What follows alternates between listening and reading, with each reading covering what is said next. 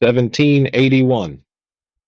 Rome today feels like a polished museum, but in the 1700s, it was a graveyard of giants. Massive arches were strangled by ivy, temples stood open to the sky, and cows grazed where emperors once ruled. 1782. For centuries, the only way to imagine this lost world was through the haunting etchings of Giovanni Battista Piranesi.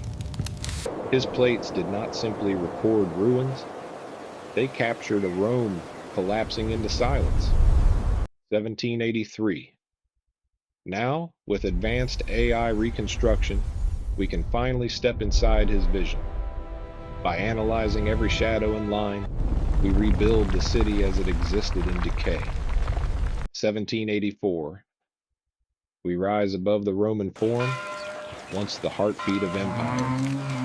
But in 1750, it was only a muddy cow field, with ancient stones buried deep beneath centuries of dirt.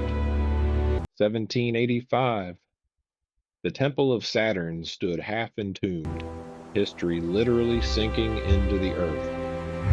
Where senators once decided the fate of nations, peasants now walked through ruins as if they were nothing. 1786. The contrast is overwhelming. Rome's divine architecture was surrendering, not to armies, but to weeds, mud, and the slow indifference of time. 1787.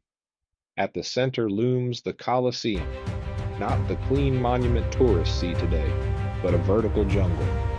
Botanists counted hundreds of plant species growing inside its arches. 1788. The arena of blood became a greenhouse of shadows. Nature climbed the walls, reminding Rome that even stone can be conquered by life. 1789. Inside the grand arches trapped humidity and darkness. Piranesi described it as a hollow mountain, a titan slowly being consumed from within. 1790. Travelers entered by the Via Appia, once the queen of roads. Now it was lined with shattered tombs, immortality reduced to nameless rubble beside the path. 1791. These monuments were built to defeat death itself, yet they lay broken, reclaimed by earth, whispering the ultimate truth. Nothing lasts forever. 1792.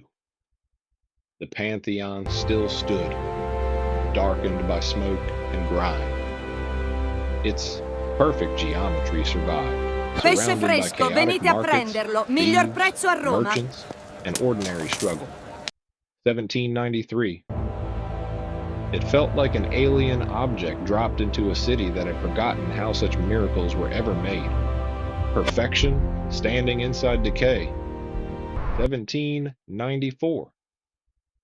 And beyond reality, Piranesi imagined nightmares, endless prisons of arches and stairways leading nowhere. The architecture of power turned into terror. 1795. Chains vanished into darkness. Staircases climbed into the void. It was Rome stripped of glory, leaving only the crushing weight of stone and authority. 1796. On the riverbank, Hadrian's tomb became a fortress. Castel Sant'Angelo rose like a mountain of brick, built to endure war, not peace. 1797.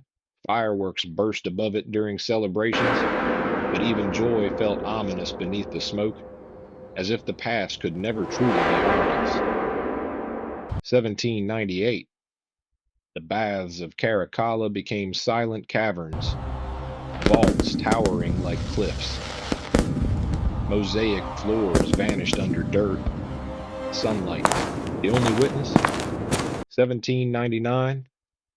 Aqueducts marched across the horizon like broken spines of a dead empire. Once veins of water, now silent monuments to collapse. 1800. Piranesi's Rome is not just history, it is a warning. No matter how high we build, the vines return, the stones fall, and even giants eventually sleep. 1801. Yet there is also beauty in that decay. The ruins are the bones of greatness, left behind for us to marvel at, and to remember what time does to all things. 1802.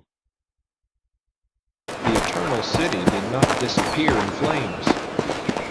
It faded slowly, quietly, into grass and shadow, until the giants finally went to sleep.